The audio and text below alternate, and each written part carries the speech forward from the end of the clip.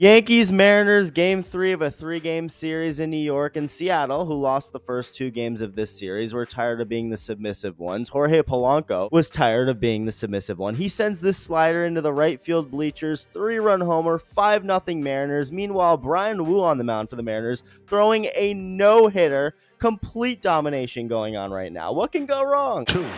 That one's drilled deep to right center field. On the run, Rodriguez on the track, turning, looking, see ya! A pinch hit, 2-run home run. The Yankees have pulled to within 2.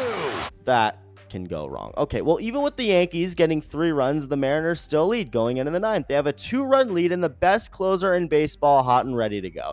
Andres Munoz. Bro is a micro ERA heading into this game. He's striking people out. Hitters are hitting 136 off of him, meaning they're not doing much hitting off of him. Great. Perfect. He's in. Lock this thing down and leave New York with a win. Thing is, it's just tough to do that when the Yankees know what you're about to throw, just like I know that 57% of you aren't subscribed yet. So if you enjoy the videos and haven't yet, consider hitting that button, as the first 3 hitters of this inning didn't seem to have any sort of advantage. Maybe they did, and it doesn't become clear until later. But Trent Grisham, who's been having a very good season, started off the inning with a very good at-bat against Munoz, working a full count and hammering a 99-mile-an-hour fastball into right field. Then Aaron Judge just seems to miss a first pitch slider and fly out to Julio Rodriguez for out number 1. Then Cody Bellinger just takes. Very passive approach here. Strike 1, ball 2, ball 3. He gets a pitch to hit here, and he does. Out in front, sends it into right. So the Yankees have something going on here against the best closer in baseball.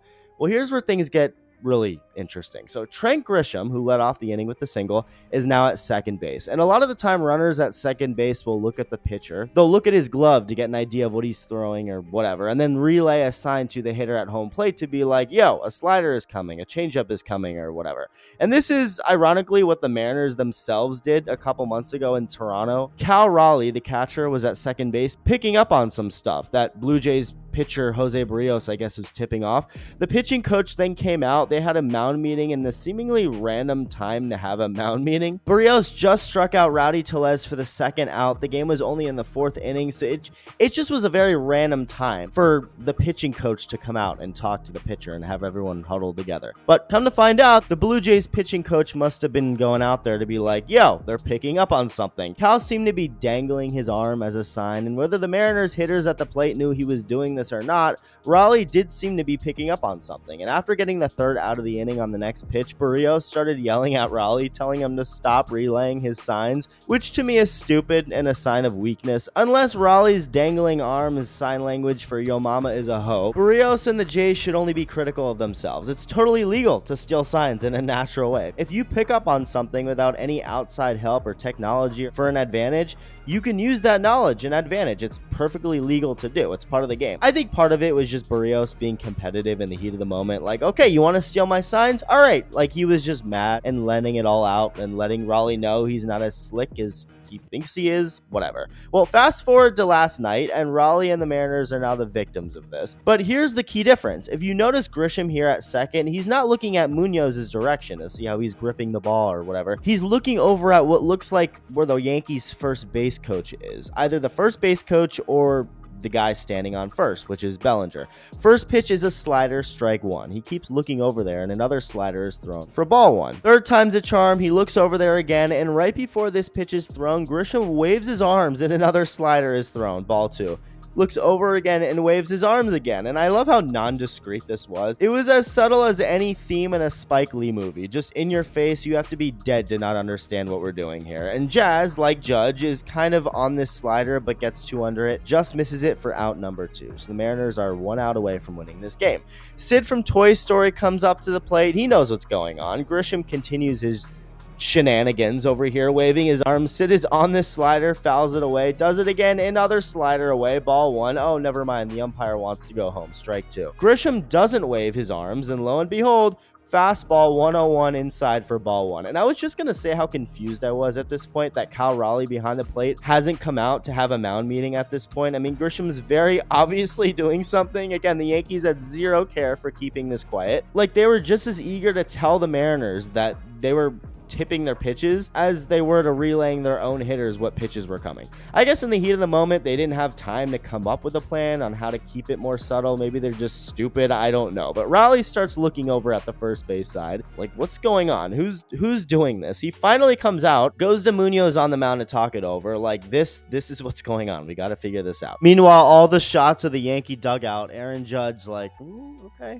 He might be talking over Boone, just like, okay, let's all keep a straight face, nobody do anything, let's just all right, just gonna act all casual about this, nobody do anything out of the ordinary here, just be calm, everyone stay. Meanwhile, Fried and it'd be really funny if the entire Yankees dugout was in on this whole thing, and then Max Fried and Stanton are here, just like they genuinely don't know what's going on. They're the only two on the outs, and they're just talking about something completely different. Okay, next pitch, Grisham waves his arms again, another slider, and Cal might have done this to confirm his thoughts, so he knows, all right, that arm wave means slider. I know exactly what's going on. Next pitch, they changed things up with a changeup. There was no signal here by Grisham. Another wave, another slider outside, ball four, bases loaded. Now, shout out John Boy. He pointed this out in his video on this. Apparently, Cody Bellinger on first base was also in on this.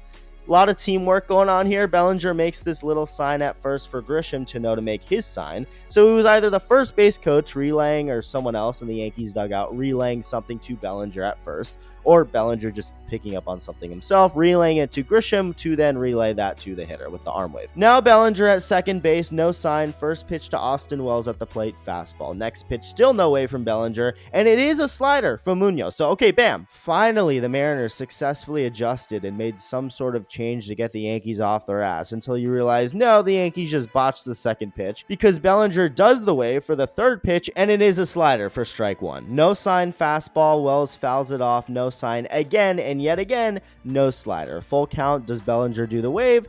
No, which means he's insinuating it's either a fastball or changeup. It's a fastball. So the third straight pitch that's not a slider, and Wells is all over it, hammering it into right field to tie the game. And just like that, the Yankees, who were down 5-0 in the eighth and down 5-3 with the best closer on the mound for Seattle, have tied the game. The sign stealing has paid off. And again, this is legal. As long as the Yankees weren't using any technology or outside help, this form of sign stealing is completely fair game. Next hitter, Anthony Volpe, gets no sign from Sid, who's now at second base. Fastball, strike one, and neither does he get a sign for the second pitch, also a fastball, that Volpe flies out for the final out of the inning. So when the Yankees started relaying these signs, there was only one time where they missed it. If you count, Grisham waved his arms 6 times, and Bellinger waved his arms once. So 7 times overall that signal was made, and every time it was made, it was followed by a slider being thrown. And there was only one slider where a wave wasn't made beforehand. Bellinger and whoever, I guess, was relaying the signs, they just messed it up that one time. But other than that one time, though, every non-wave was followed by a non-slider, either a fastball or a changeup. So they clearly had something. Yankees end up walking it off in the 10th inning on a sac fly.